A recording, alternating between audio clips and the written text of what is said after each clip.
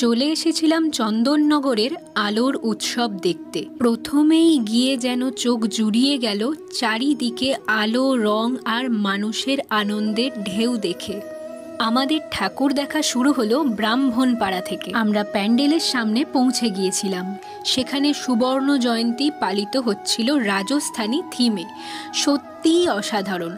প্রতিটি সূক্ষ্ম কাজের মধ্যে ছিল শিল্পীর ভালোবাসা আর এক অনন্য সৌন্দর্য যা মনকে ভরিয়ে তুলেছিল। এতটাই অনবদ্য এবং নিখুঁত হাতের কাজ, এত সুন্দর প্যান্ডেলটা দেখলে যেন মনে হবে চলেই এসছি আমরা রাজস্থানের কোনো একটা জায়গায়। আর প্রতিমা, আহা, যেন মায়া আর সৌন্দর্যের মিলন।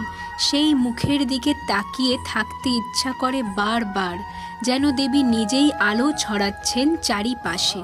আপনাদের মধ্যে কে কে গিয়েছিলেন ব্রাহ্মণপাড়ার প্যান্ডেলে? কেমন লেগেছে আপনাদের এই প্যান্ডেলটি কমেন্ট করে জানাতে ভুলবেন না। আরও এরকম নতুন নতুন প্যান্ডেলের ভিডিও দেখতে হলে আর সুন্দর সুন্দর প্রতিমার দর্শন করতে হলে আমাদের পাশে থেকে চ্যানেলটিকে লাইক, ফলো করতে ভুলবেন না যেন।